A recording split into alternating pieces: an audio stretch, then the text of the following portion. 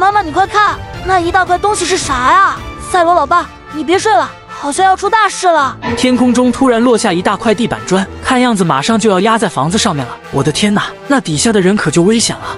什么事情大呼小叫的呀？小赛罗，让老爸来瞧一瞧。我的妈呀，这难道是外星人的 UFO 吗？你们两个待在这等我，我飞过去调查一下，看看是什么情况。姐姐，你看见了吗？弟弟，我看见了，难道是外星人来了吗？这么大的太空飞船，会不会把我们的房子给压坏了啊？这块巨型的地板砖离房顶越来越靠近，把周围一大片的房子都笼罩了起来，而它还在不停地继续下降。赛罗奥特曼也被吓了一大跳，他从来都没看到过这么奇怪的景象。救命啊！赛罗哥哥，快救救我们啊！你们不用害怕，有我在，没事的。巨型地板马上就要压到佩奇的房顶了，就在这千钧一发之际，赛罗奥特曼及时举起右手把他撑住了。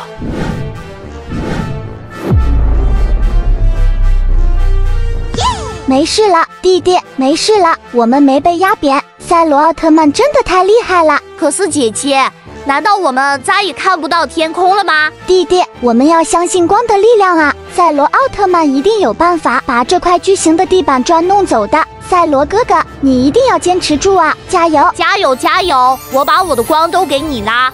小赛罗，快点过来，我坚持不了多久的了。你帮我去看看上面到底有什么呀？老爸呼唤我了，妈妈你在这里等我们，千万不要走开，知道没？我去看看爸爸那边什么情况。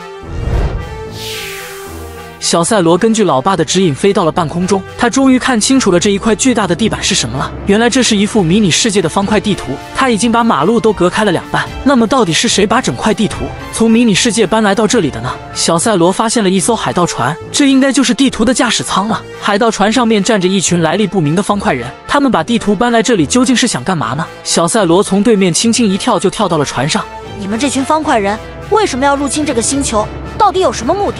趁我还没生气之前，劝你们赶紧离开。小奥特曼，你先别生气，先听我解释一下。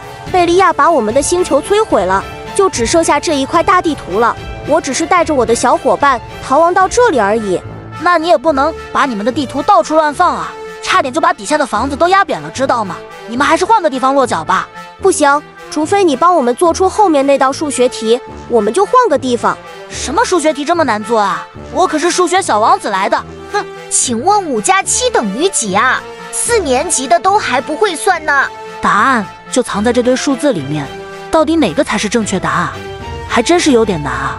7 hours later， 哈哈，我知道了，5可以分成3和2，7加3就是10，10再加2等于12，没错吧？想不到你竟然这么聪明，这么难的数学题都能答对。好吧，我们现在就离开。于是，这个蓝色的方块人立刻启动了海盗船，驾驶着整块地图缓缓上升，就像是开着一艘庞大的宇宙飞船一样，慢慢的飞向高空。幸好底下的房子全都没事。聪明的小赛罗做梦都没想到，居然用自己的智慧化解了这么大的危机。这是我们亲手做的甜甜圈，随便吃不用客气啊！这一次多亏了你们，我们才能安然无恙。小赛罗、大赛罗，谢谢你们。